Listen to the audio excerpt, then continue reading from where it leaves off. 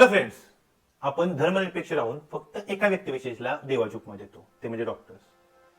तर आपण ती उपमा काय देतो, तर डॉक्टर्स हे आपले प्राण वाचवतात. आपल्याला एक आरोग्य आणि निरोगी आयुष्य कसं जगायचं याचं मार्गदर्शन करतात. परंतु काही डॉक्टर्स हे त्यांच्या पैशाच्या हव्यासापोटी आणि त्यांच्या निष्काळजीपणाने सामान्य माणसाचं नुकसान करतात. परंतु तो सामान्य माणूस त्या डॉक्टरकडे आपल्याला पुन्हा जायचं आहे ह्या भीतीपोटी त्या डॉक्टरच्या विरुद्ध कोणतीही कार्यवाही करत नाही. तो अन्याय मुकाट्याने सहन करत राहतो. आपण एका स्वतंत्र आणि कायद्याने बांधील असणाऱ्या देशात राहत असून आपले कायदे व आपले न्यायशासन हे त्या डॉक्टरांना देखील काही महत्वाच्या ड्युटीज देते. मग त्या ड्युटीज काय आहेत व त्या ड्युटीज फॉलो नाही केलं तर डॉक्टरांवरती काय ऍक्शन घेतली जाऊ शकते तेच आपण ह्या व्हिडिओ सिरीजच्या माध्यमातून आज बघायचं आहे.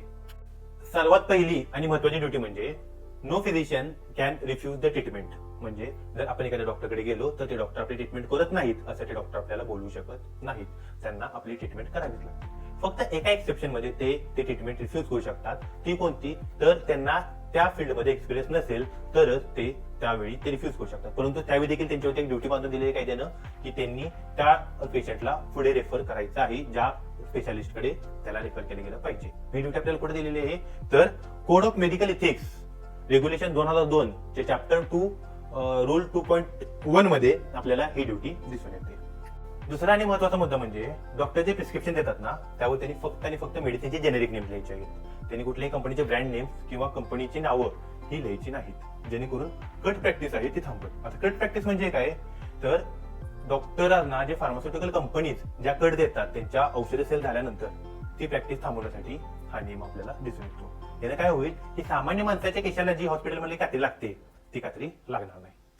पुढे ह्याच रेग्युलेशन मध्ये रूल 2.4 सांगतो की डॉक्टर स्वतः निवडू शकतात की त्यांना आयपीडीला म्हणजे त्यांना सेवा कुणाला द्यायची आहे. परंतु जर एकदा डॉक्टरांनी एखाद्या पेशंटला आयपीडीला ऍडमिट करून घेतले, त्याला सेवा द्यायला सुरुवात केली तर ते त्या पेशंटकडे दुर्लक्ष करू शकत नाहीत किंवा त्या पेशंटच्या कन्सेंट शिवाय ती सेवा देखील ते स्वतः बंद करू शकत नाहीत.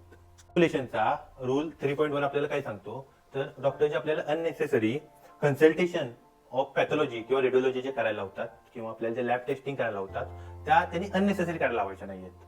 त्यामध्ये स्पेसिफिकली काय शब्द वापरलाय, तर जेव्हा डॉक्टरांना ज्युडिशियसली म्हणजे विवेक बुद्धीने जेव्हा वाटतं की काही विशिष्ट चाचण्या करण्याची गरज आहे तेव्हा त्यांनी त्या विशिष्ट चाचण्या त्या पेशंटला करायला लावायच्या आहेत. त्यांना सर्व चाचण्या करा असा सल्ला द्यायचा नाही.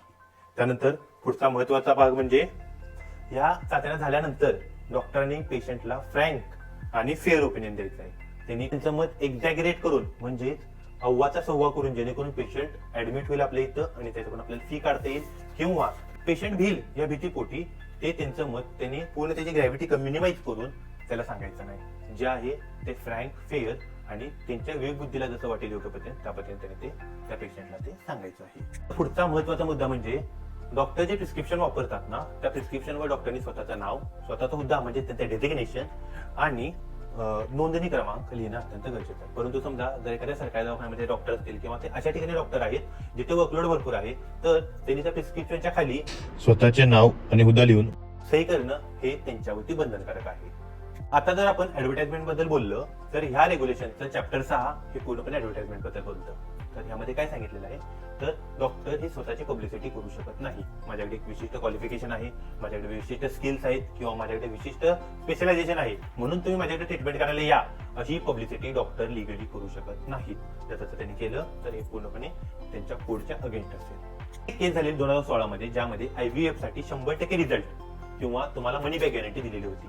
मग त्या केसमध्ये IMA म्हणजे इंडियन मेडिकल असोसिएशनचे जे नॅशनल प्रेसिडेंट होते त्यांनी एक छान स्टेटमेंट केलेलं होतं की doctor can't guarantee the result of their treatment. म्हणजे ते त्यांच्या 100% गुण येईल अशी हमी देऊ शकत नाहीत किंवा अशी जाहिरात देखील ते करू शकत नाही. असं जरी केलं तर ते त्यांच्या मेडिकल कोडच्या अगेन्स्ट आहे.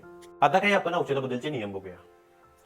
सगळ्यात महत्वाचा नियम म्हणजे डॉक्टर हे स्वतःचा औषध विक्रीसाठी किंवा सर्जिकल अप्लायन्सेसच्या विक्रीसाठीचं दुकान सुरू करू शकत नाहीत. परंतु इन केस ऑफ इमर्जन्सी ते आपल्या पेशंटला त्याला एक्सप्लॉइट न करता म्हणजे त्याला योग्य त्या दरामध्ये औषध पुरवठा करू शकतात.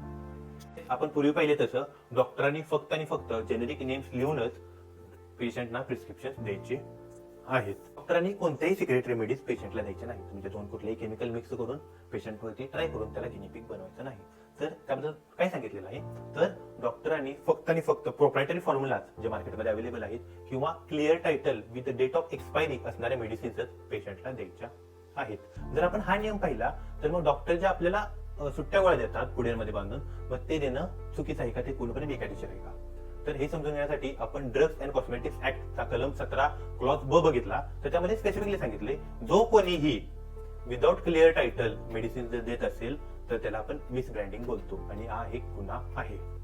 जर आपण सामान्यतः समजून घ्यायचं झालं तर डॉक्टर काय करतात की जर एखादा त्यांच्याकडे पेशंट आला तर त्यांच्याजवळ अवेलेबल असणाऱ्या गोळ्यांमध्ये, सुट्ट्या गोळ्यांमध्ये ते त्या गोळ्यांचा 3 डोस सकाळ, दुपार, संध्याकाळ किंवा सकाळ, उद्या संध्याकाळी, परवा सकाळी खावा म्हणून ते पेशंटला देतात.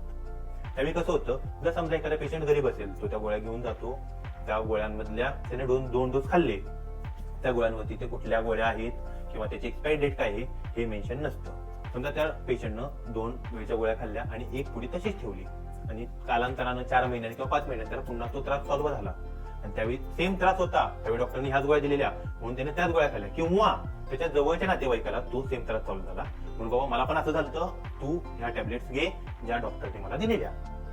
मग समजा जर त्या पेशंटला निमोसोलाइटची किंवा कोणत्या टॅबलेटची एलर्जी असेल आणि त्या टॅबलेट्स त्याच असतील, कारण त्या टॅबलेट्सवरती टायटल नाहीये, त्यामुळे त्या पेशंटलाही कळणार नाही की तो कुठल्या टॅबलेट्स खातोय. पण डॉक्टरनी कन्सल्ट केले, डॉक्टरने दिलेले गोळे आहेत म्हणून त्यांनी त्या खाल्ल्या, किंवा इन केस जर त्या टॅबलेट एक्सपायर झाल्या असतील आणि त्या खाल्ल्या त्यामुळे काही रिएक्शन झाली तर ती जबाबदारी कुणाची?